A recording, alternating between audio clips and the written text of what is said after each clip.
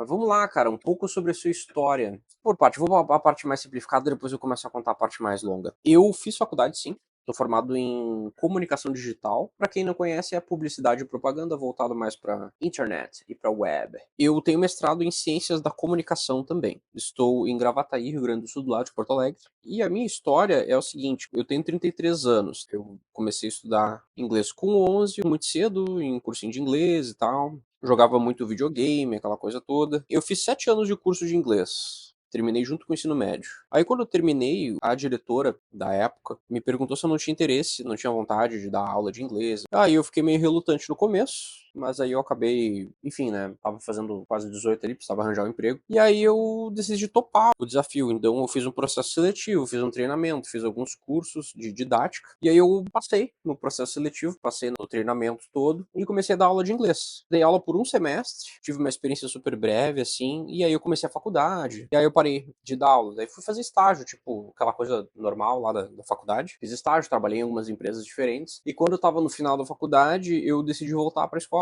Eles me admitiram de novo. E aí eu comecei a dar aula e dei aula há 5 anos lá. Isso foi de 2014 até 2018, quase 2019 ali no... Quando eu entrei no mestrado, eu tava dando aula ainda na escola. Só que daí eu não tava conseguindo conciliar muito bem os horários. Que o horário de mestrado é meio complicado. Tem que ter aula à tarde. Eu dava aula à tarde, tinha que ir pra aula também. Era em cidades diferentes, era meio complicado. Aí o que que eu fiz? Eu decidi sair, né, da escola. Só que daí quando eu saí da escola, os meus ex-alunos lá da escola, eles começaram a me mandar mensagem e me perguntar se eu não tinha interesse em dar aula particular. E aí eu comecei a dar aula particular. Começou como um projetinho só. E a coisa foi indo, né? Comecei a dar aula a domicílio. Aí chegou a pandemia, migrei as aulas a domicílio para online. E o que era um projetinho, hoje é o meu ganha-pão. E ali, mais pro final, assim, da metade pro final da pandemia, eu comecei a criar conteúdo na rede vizinha. Daí eu criei esse quadro do English Drops, tipo assim, era um vídeo semanal, assim, uma coisa bem diferente de como é a abordagem hoje. A coisa foi amadurecendo, né? Fui trocando os equipamentos, fui me especializando mais nas aulas online, continuei estudando, terminei o mestrado,